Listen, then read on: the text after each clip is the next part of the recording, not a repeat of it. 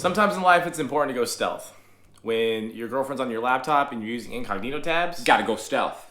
when you're the HSBC cleaning up dirty cartel money, Gotta go stealth. when you're ready for your new Music Man Ernie ball. Gotta go stealth. Also, if you're Jamie Foxx flying an F-A-37 fighter pilot, Gotta go stealth. gotta go stealth. Hit it!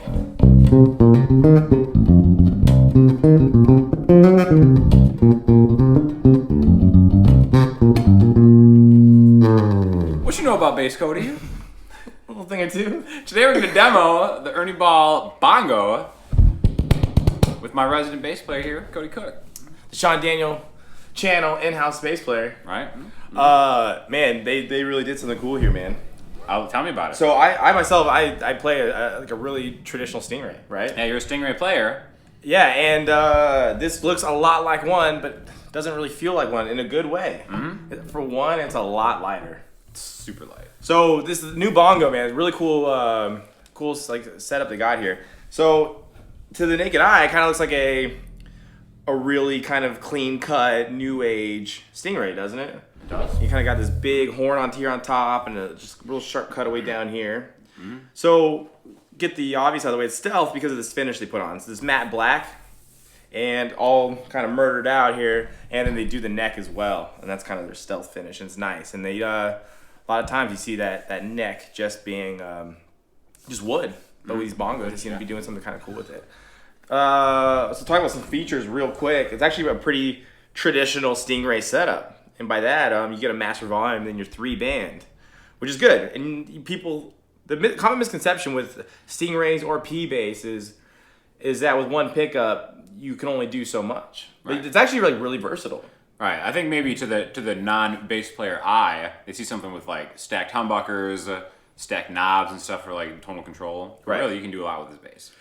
Absolutely. And before we started here, I was kind of toying around on some of because it's so easy to just talk about specs. Right. And like, well, okay, so this EQ cuts off here, starts here. But like practical application is everything.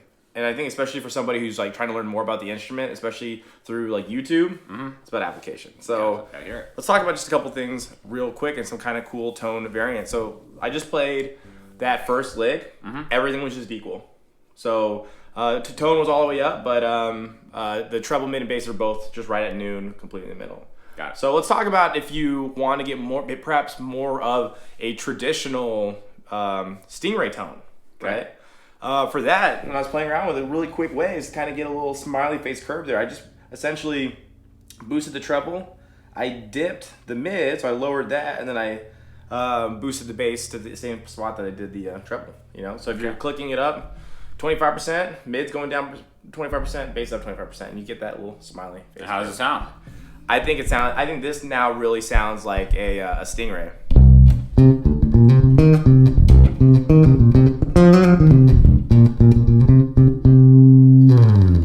And I say that because the thing that makes the Stingray such an amazing bass is that the low end is so punchy, but there's almost like that top quality, that flea-esque quality,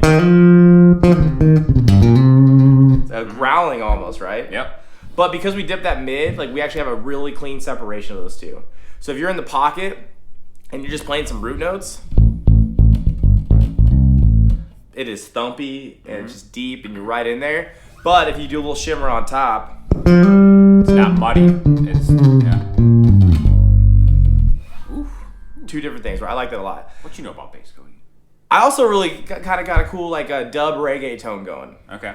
And that isn't genre specific. If you're just playing like root notes and you just kind of really want to hang back and you're more or less sonically playing a role as opposed to maybe doing any kind of flash and you're just going to be on the root, what I like to do for that is I actually kill the treble all the way, just kill it, 0, right?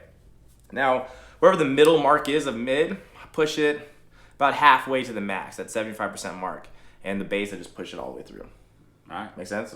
Dub, yeah. And for that, I think you get a really cool kind of a dub reggae tone that also works for kind of any genre if you're just kind of in the pocket. Ooh. I can see the smoke rising. Yeah, it kind of makes your head want to bounce a little bit.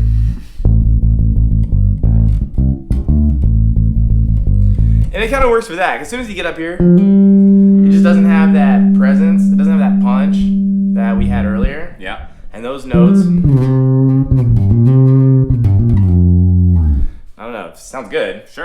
it sounds good because the bass sounds good. Yeah. I want to say something about the bass though. Like I said earlier, like you could just look at spec sheets all day, but like application's important. Mm-hmm. And something that I really noticed about this bass, if I had to like actually play a bass for a set an hour long, this has to be a candidate. It feels good. The reason I got it was the best playing bass I ever had. Sure. I had been a Rickenbacker player. I love the Rickenbacker, but it might not be the most versatile bass that you can kind of use on anything. No, and Rickenbacker is actually famously kind of not that. Yeah. People seek after that tone because you can't really get it anywhere. Mm-hmm. But it kind of does that one thing. Yeah. Which is saying a lot because it's such a famous bass, but this is super capable. The neck is super fast. Like that finish. That's the first thing that I noticed. I don't like finishes on my neck. Uh-huh. I don't like gloss. You're a natural man. Absolutely. I like it. I like being able to fly. And I was worried when you originally sent me a picture of this and you said you got it. I was like, oh man, that neck looks like it might be a little heavy there. And it's not. Like, man, it just flies. And you get a nice little consistent look. 2 9-volt batteries. 2 9-volts. 3-band EQ. Master volume. Just one pickup. That's all you need. Really, really consistent on this all black. And if that's your thing, looks cool. Stealth is my thing. Right. And see, I kind of like real traditional sunburst. I got it. You're a natural man. But this is clean, and I could see myself if I was actually like on stage for a long time. This has to be a candidate of something I want on my shoulders because I personally traditionally have always played really heavy basses. Yeah. And it's unfortunate, but Hopefully that doesn't affect you into your older years with your spine and such. Who knows, man. We'll see. Great sounding bass. I was putting some chords on it too, and I thought with that separation, everything's even now. 12 o'clock all across the board. I thought there's some really cool range here. Nice, clean, but super still clean. Yeah.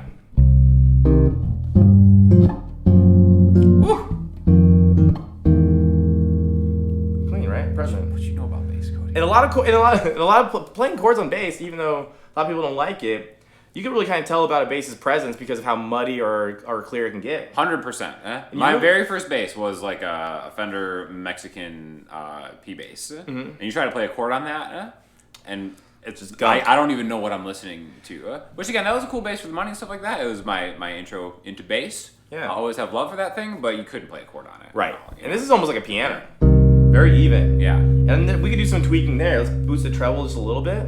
I'm going to scoop the mid just a tad. I'm going to leave the bass right where it's at. You get a really cool presence there.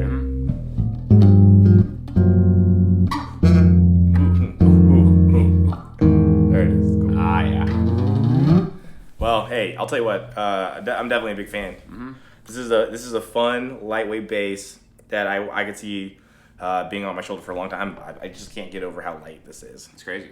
If anything, I'd say it's kind of top heavy. I feel like if anything, it wants to kind of. In most basses you play, it couldn't be more the opposite. Right. Like my Warwicks or even my Stingray, it wants to do this. And this is not that's not the case. And I think this body's relatively small, and you have this huge horn on top and this heavy neck. It's pushing weight for it, and I think that's nice. Cool. Well, as my resident bass player, I'm glad I have something that you feel like you can call your own. I do. This is a good one. Playability. How does it play compared to the Stingray, compared to like a Fender Jazz bass? Well, I think we need to start with the neck. So I think on my jazz basses and my Stingrays, the neck profile is thinner, and there's just no finish whatsoever. Or, on the jazz bass, it's the guitar's so old that finish is long since worn off here. It just feels like a really sturdy bass, and the playability is really clean. I think that's just the nature of a lot of Music Man stuff. I think guitars too. As I was gonna say, I think Music Man is notorious for just making amazing necks. Yeah. I mean, everything they do is great, but with the Albert Lee, for instance, is there a better neck? No, I love that guitar. That's why I bought that in a late night binge. And that's kind of my dream. If Music Man was ever like, Cody, what would you want? When they make the Sean Daniel in-house resident Cody Cook signature bass, right? Music Man. Let's go with. I'll tell you what. Let's go with a Bongo body. Okay. All right. Because I like how it's something a little new. Sure. Let's add a single coil right here. Ooh. Okay. Tell me more. Let's add a single coil. I want that HS. All right. Maybe get some cool open jazz tones there. But let's do like this neck, but like an Albert Lee type of like all one rosewood. You know what I mean? Wouldn't that be cool? It look great too. I like it. Yeah. Or like those roasted necks. The roasted maple necks are ridiculously. What they're doing on the Valentine and the new Cutlass, is it Cutlass? Yeah, I think. I send them to you on Instagram all the time. Great looking neck. A Bongo with something like that, all day. All right. All day. Well, not surprised, but Music Man, you guys kind of hit it out of the park once again. Cody, play us out.